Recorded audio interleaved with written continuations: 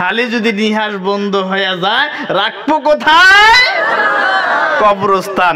কবরস্থান কি আমাদের থেকে দূরে না কাছে? আছে।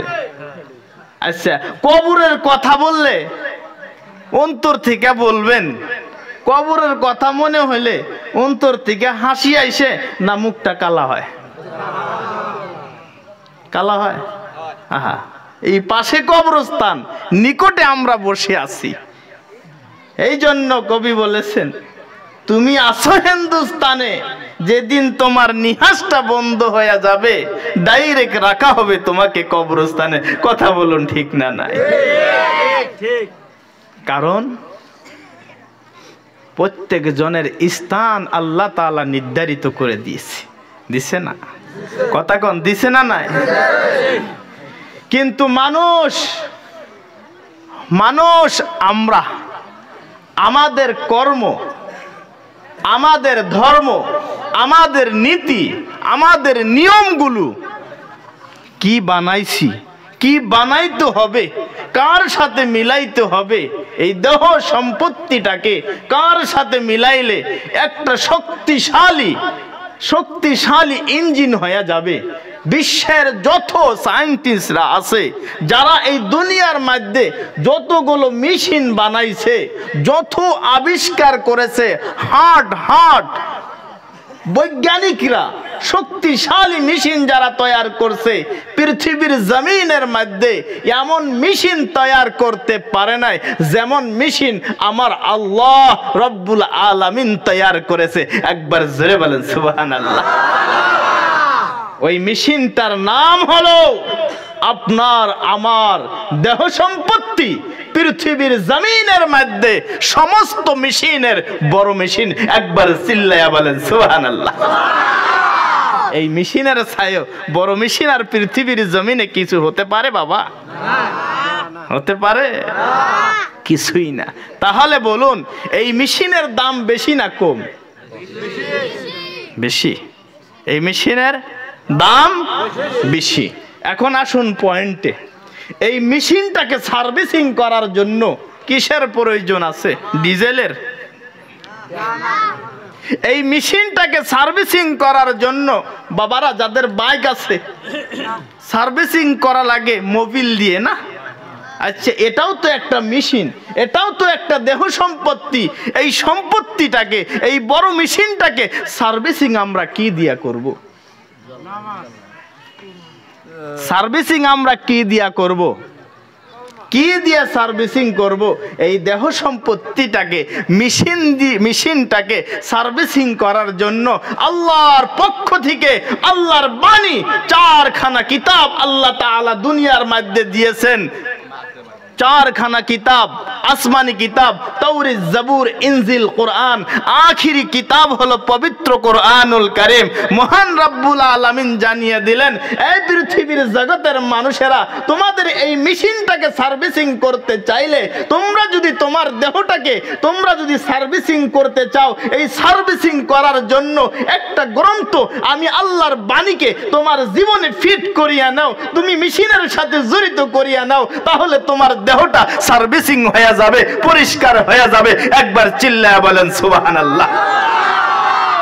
তাহলে এবার বলুন, যে এই জায়গার মধ্যে আমরা বসছি, এই জায়গার মধ্যে সার্ভিসিং করার চিজ আছে না নাই? বাণী আছে না নাই? এক হলো মাদ্রাসা, এক হলো কবরস্থান। দুটাই বড় ভয়ঙ্কর। জীবনটাকে মডিফাই করার জন্য, জীবনটাকে পরিষ্কার করার জন্য, মারামকে দূর করার জন্য দুখানা বস্তু আমাদের সম্মুখে আছে। একখানা হলো কালামুল্লাহ, আর একদিকে হলো কবরস্থান। আমার মুসলমান ভাইরা, আমার বন্ধুরা, মূল্যবান বস্তু দুটা বস্তু আমাদের সম্মুখে আছে। একখানা হলো কালামুল্লাহ, আর একটা হলো কবরস্থান। দয়ার আল্লাহ পৃথিবীর জমিনের মধ্যে মানুষ কি জানিয়া দিলেন, মানব জাতিরে আমি আল্লাহ তোমাদেরকে জানায়া দে, এই পৃথিবীর জমিনের মধ্যে গাছ আছে, তরুলতা আছে, দুনিয়ার মধ্যে যতগুলো জীব আছে, জন্তু আছে, আসমানের তলে, জমিনের উপরে, আবার সমুদ্রের তলে যতগুলো জীব আছে, জানোয়ার আছে, আল্লাহ জানিয়ে দিলেন ইউসাব্বিহু লিল্লাহি মা ফিস সামাওয়াতি ওয়াল আরদ। আল্লাহ জানিয়ে দিলেন আসমান এবং জমিনের মধ্যে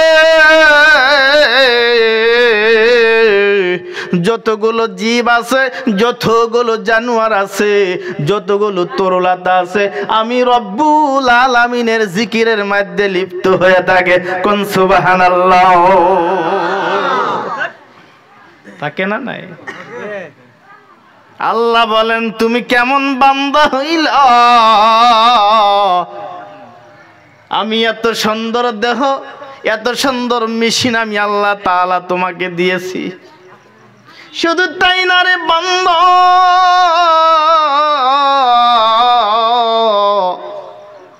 আমি আল্লাহ তাআলা তোমাকে পৃথিবীর জমিনের মধ্যে আসার আগে, তোমাকে এই দুনিয়াতে পাঠানোর আগে আমি আল্লাহ তাআলা তোমাকে মৃত্যু বলে আমি ঘোষণা করেছিলাম। তাফসীর ইবনে কাসিরের মধ্যে আছে মানুষ দুনিয়াতে আসার আগে মানুষটা কোথায় ছিল? মহান রব্বুল আলামিন বলেন তুমি পৃথিবীর জমিনের মধ্যে আসার আগে তুমি ছিলাম মৃত্যু। আল্লাহ তাআলা বলেন এই দুনিয়ার মধ্যে মানব জাতিকে এত সম্পদ দিয়ে আমি আল্লাহ তাআলা বানাইলাম, মানব জাতিকে এমন সম্পদ দিয়ে আমি আল্লাহ তাআলা বানাইছি, গাছের তরুলতা যদি আমার জিকির করতে পারে, আসমানের পাখিগুলো যদি আমি আল্লাহ তাআলার জিকির করতে পারে, কেন বান্দা তুমি পারবা না? আল্লাহ তাআলা বলেন কাইফা তাকফুরুন, কেন কেন কেন কেন বান্দা তুমি পৃথিবীর জমিনের মধ্যে আমি আল্লাহ তাআলাকে তুমি কেন ইনকার করতেছ? তুমি কি জানো না তুমি এই পৃথিবীর জমিনের মধ্যে আসার আগে তুমি ছিলে মৃত্যু, সুম্মা ইউমিতুকুম, এই জগতে আসার আগে তুমি ছিলা মৃত্যু। তুমি কোথায় ছিলা? আল্লাহ তাআলা বলেন তুমি পৃথিবীর জমিনের আগে আসার আগে তুমি ছিলা মৃত্যু। তোমার রূহটাকে পৃথিবীর জমিনের মধ্যে গাছ গছনি তরুলতা হাটামাটোর বাগান সবজির মধ্যে তোমার রূহটা ছিল। আল্লাহ রাব্বুল আলামিন সেখান থেকে আল্লাহ রাব্বুল আলামিন পুনরায় তোমাকে রূহ দিয়া দুনিয়ার মধ্যে পাঠাইলো। সুম্মা ইউহয়িকুম সুম্মা ইউমিতুকুম সুম্মা ইউহয়িকুম, তোমাকে মৃত্যু থেকে আমি আল্লাহ তাআলা পুনরায় জিন্দা করে দুনিয়ার মধ্যে আমি পাঠাইলাম। আল্লাহ বলেন বান্দা কেন তুমি আমাকে ভুলিয়া গেলা? আমি আল্লাহ মায়ের গর্ভের মধ্যে তোমাকে তিল তিল করে আমি তোমাকে মায়ের গর্ভের মধ্যে আমি তোমাকে মানুষ বানাইছি।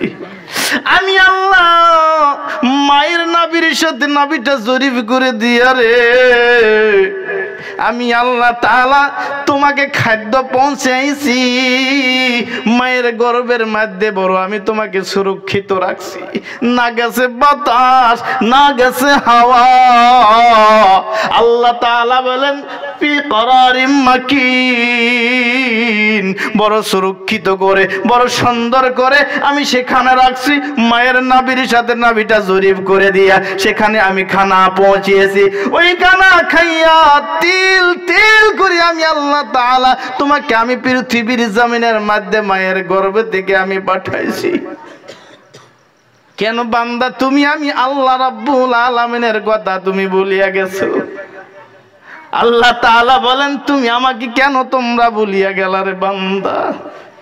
তুমি কি জানো না? তুমি একবার জিজ্ঞাসা করো, তোমার দাদার কাছে জিজ্ঞাসা করো, দাদা গো আমি যে দুনিয়ার মধ্যে আসবো আমার নামটা কি কেউ দুনিয়ার মধ্যে রাখছিল নি? আমার নামের খবর কি পৃথিবীর জমিনের মধ্যে কেউ বলতে পারছে? আল্লাহ তাআলা